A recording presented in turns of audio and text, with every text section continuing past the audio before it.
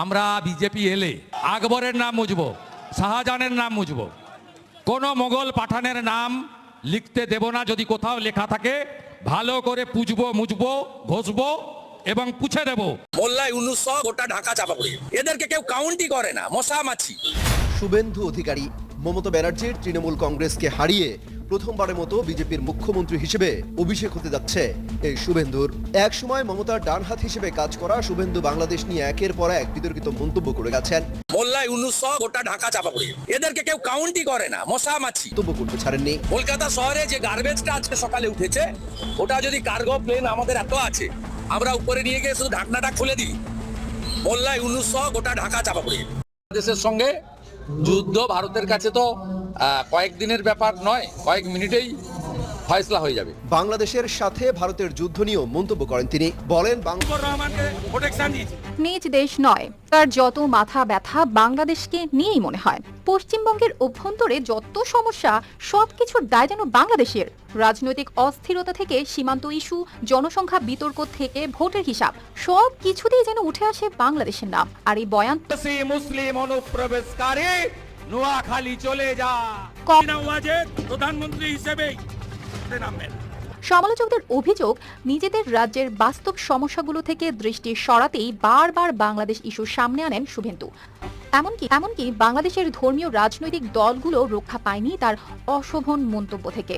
তবে মজার বিষয় কি জানেন, একদিকে বাংলাদেশকে নিয়ে কড়া ভাষায় মন্তব্য করলেও অন্যদিকে আবার শেখ হাসিনার পক্ষেও প্রকাশ্যে অবস্থান নিতে দেখা গেছে শুভেন্দু। শুভেন্দু অধিকার শেখ হাসিনাকে বাম্বু দিয়ে দিল সিলেট শাহজালাল বিমানবন্দরে।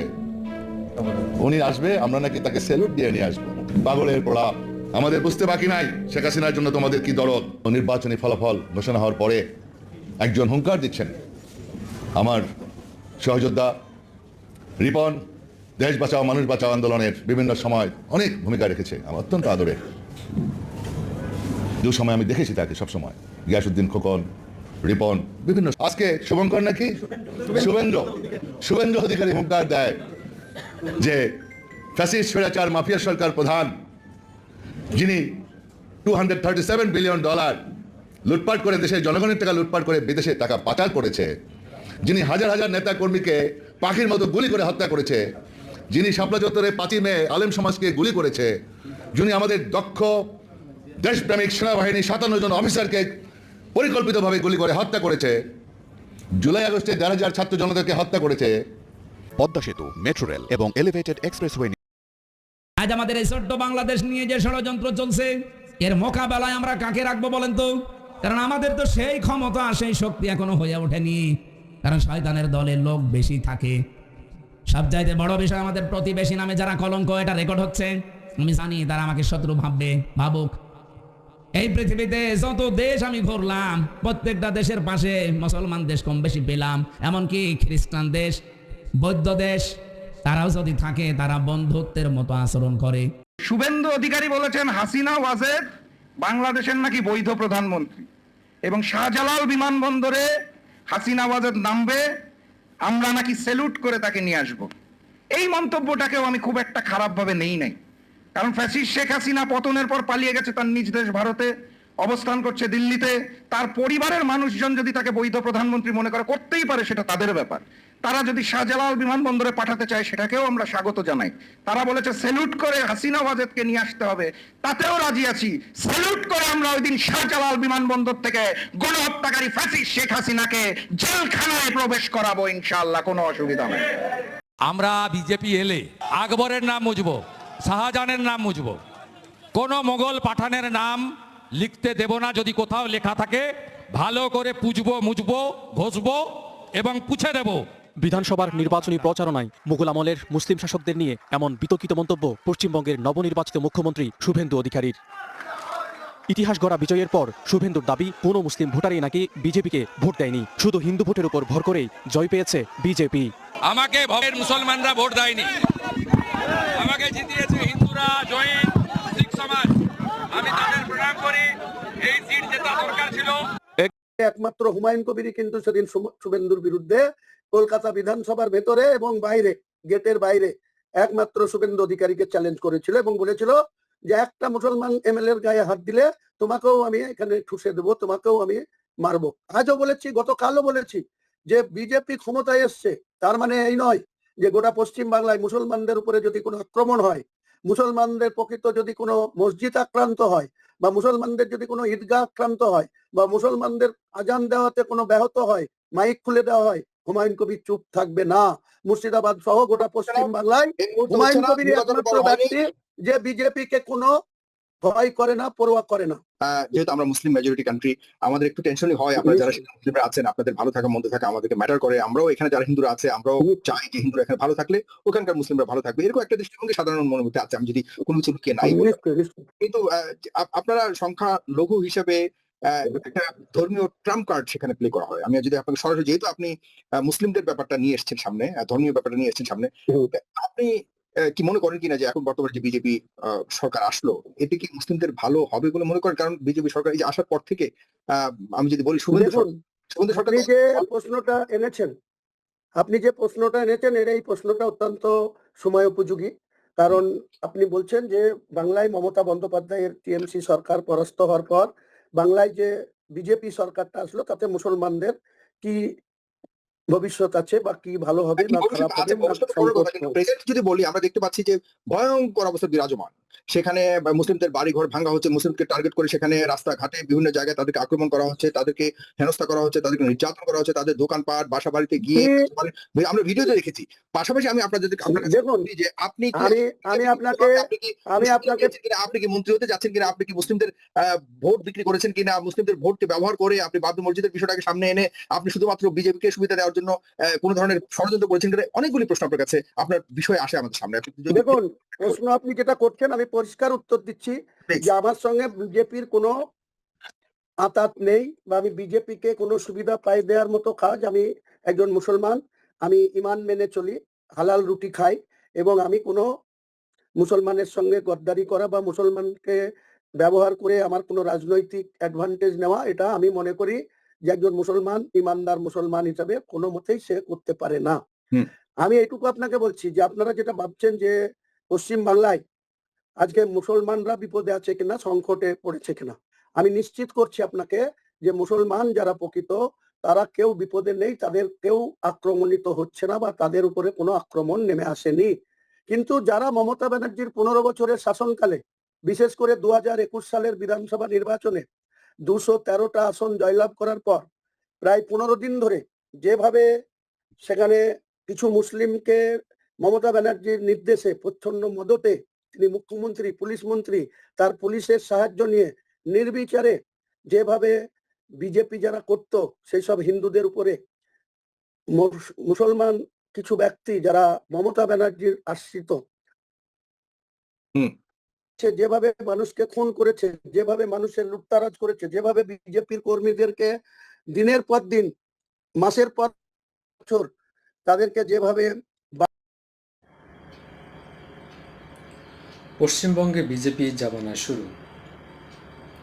ভারতের পশ্চিমবঙ্গ রাজ্যের নতুন মুখ্যমন্ত্রী হিসেবে শপথ নিয়েছেন ভারতীয় জনতা পার্টি বিজেপি নেতা শুভেন্দু অধিকারী।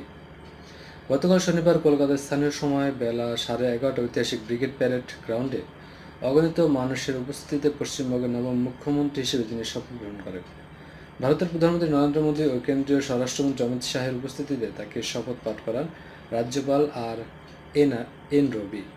এর মধ্যে দিয়ে বাংলাদেশের সীমান্ত ভারতীয় রাজ্যটিকে একটি ঐতিহাসিক পালাবদলের সূচনা হলো। 3 মেয়াদ ক্ষমতায় থাকা মমতা বন্দ্যোপাধ্যায় তৃণমূল কংগ্রেস 15 বছরের শাসন অবসান ঘটিয়ে প্রথমবারের মতো পশ্চিমবঙ্গের ক্ষমতায় আহরণ করল বিজেপি। গত এপ্রিল শেষ দিকে 2 দফায় ভোট গ্রহণের পর পশ্চিমবঙ্গের বিধানসভা নির্বাচনের ফল ঘোষণা করা হয়। গত 4 মে নির্বাচনে 294টি আসনের মধ্যে 207 আসনে জয়লাভ করে নিরঙ্কুশ সংখ্যাগরিষ্ঠতা অর্জন করেছেন গেরুয়া শিবির। অন্যদিকে 2011 সাল থেকে টানা 3 মেয়াদে পশ্চিমবঙ্গের ক্ষমতায় থাকা তৃণমূল কংগ্রেস জয় পায় 80টি আসনে। গতকাল শুভেন্দু নতুন মুখ্যমন্ত্রী হিসেবে শপথ গ্রহণের পর শুভেন্দু অধিকারী পিঠ চাপড়ে দিয়ে তাকে অভিনন্দন জানান প্রধানমন্ত্রী নরেন্দ্র মোদী। শপথ উপলক্ষে আয়োজিত বর্ণাঢ্য অনুষ্ঠানে উত্তরপ্রদেশের মুখ্যমন্ত্রী যোগী আদিত্যনাথ ও আসামের মুখ্যমন্ত্রী হিমন্ত বিশ্ব শর্মা থেকে শুরু করে বিজেপির এক ঝাঁক শীর্ষ নেতৃত্ব উপস্থিত ছিলেন, যা এই রাজ্যে বিজেপির জয়ের গুরুত্বকে স্পষ্ট করে দেয়। ছাত্রনেতা থেকে পশ্চিমবঙ্গের নবম মুখ্যমন্ত্রী শুভেন্দু। নতুন মুখ্যমন্ত্রী শুভেন্দু অধিকারী এই রাজনৈতিক উত্থান কোনো চলচ্চিত্রের চিত্রনাট্যের চেয়ে কম রোমাঞ্চকর নয়। মেদিনীপুরে এক পরিচিত রাজনৈতিক পরিবারে জন্মগ্রহণ করা শুভেন্দুর রাজনৈতিক যাত্রা শুরু ছাত্র রাজনীতির হাত ধরে। বাবা শিশির অধিকারী ছিলেন কংগ্রেসের বর্ষীয় নেতা এবং সাবেক কেন্দ্রীয় মন্ত্রী। বাবার পথ অনুসরণ করে শুভেন্দু রাজনীতিতে আসেন এবং পরবর্তী সময়ে তৃণমূল কংগ্রেস গঠনের গুরুত্বপূর্ণ ভূমিকা পালন করেন।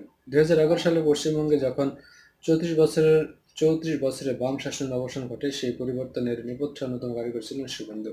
বিশেষ করে নন্দীগ্রামের কৃষক আন্দোলন তার সাংগঠনিক দক্ষতা মমতা বন্দ্যোপাধ্যায়কে ক্ষমতা আনতে সাহায্য করেছিল। পরবর্তী সময়ে শুভেন্দু মেদিনীপুরের সংসদ এবং রাজ্য মন্ত্রিসভার পরিবহন মন্ত্রী হিসেবে দায়িত্ব পালন করেন। তবে দলের অন্দরে অভিষেক বন্দ্যোপাধ্যায়ের উত্থান এবং নেতৃত্বের সঙ্গে দূরত্বের কারণে 2020 সালে তিনি তৃণমূল কংগ্রেস ছেড়ে বিজেপিতে যোগ দেন। এরপর থেকে তিনি অত্যন্ত আক্রমণাত্মক মেজাজে তৃণমূল সরকারের দুর্নীতি ও আইনশৃঙ্খলা পরিস্থিতির বিরুদ্ধে সরব হন। 2021 সালের নির্বাচনে বিজেপি জয়ী না হলেও শুভেন্দু বিরোধী দলীয় নেতা হিসেবে নিজেকে প্রতিষ্ঠিত করেন। এবারে বিধানসভা নির্বাচনে ভবানীপুরে তৃণমূল কংগ্রেস প্রধান মমতা বন্দ্যোপাধ্যায়কে হারানোর পাশাপাশি নন্দীগ্রাম আসন থেকেও তিনি জয়ী হয়েছেন। এর আগে 2021 সালে তিনি নন্দীগ্রামে মমতা বন্দ্যোপাধ্যায়কে পরাজিত করেছিলেন। দীর্ঘ রাজনৈতিক পথ পরিক্রমায় শুভেন্দুকে এবার রাজ্যের সর্বোচ্চ প্রশাসনিক পদে আসীন করল। মমতা বন্দ্যোপাধ্যায় অতি বিশ্বস্ত সেনাপতি ও ডান হাত ছিলেন এক সময় হিসেবে পরিচিত শুভেন্দু এখন সেই মমতার উত্তরসূরি হিসেবে মহাকর্ণের মসনদে বসলেন। পশ্চিমবঙ্গের বিজেপির জামানা শুরু।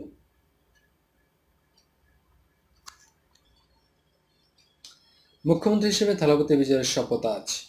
ভারতীয় তামিলনাড়ুতে সরকার গঠনের জন্য প্রয়োজনীয় সমর্থন অবশেষে নিশ্চিত করেছে থালাপতি বিজয়ের দল তামিলাগা ভেটরি কাজাগাম টিভিকে। স্থানীয় রাজনৈতিক দল বিদু থালাই, চিরুই থাইগাল কাচ্চি এবং ইন্ডিয়ান ইউনিয়ন মুসলিম লীগ আনুষ্ঠানিকভাবে পাশে দাঁড়ানোর পর সরকার গঠনের সমীকরণের সংখ্যাগরিষ্ঠতা পেয়ে যায় দলটি।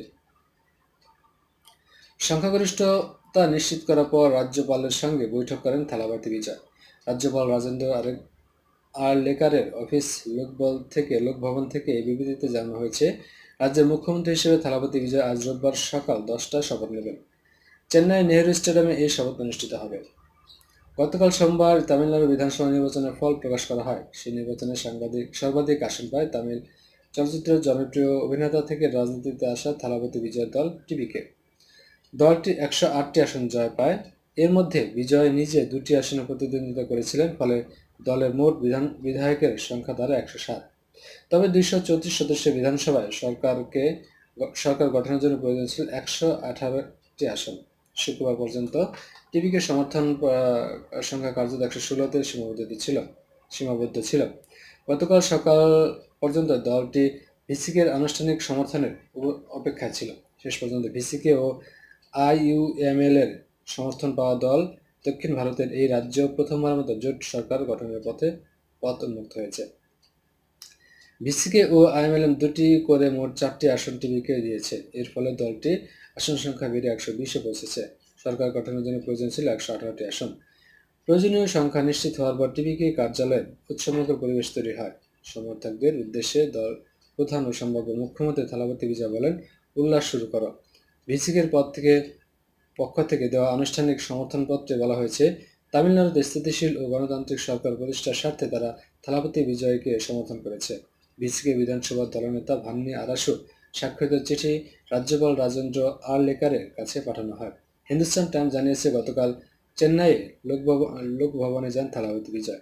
এ সময় তার সঙ্গে টিভিকে জ্যেষ্ঠ নেতারা ছিলেন।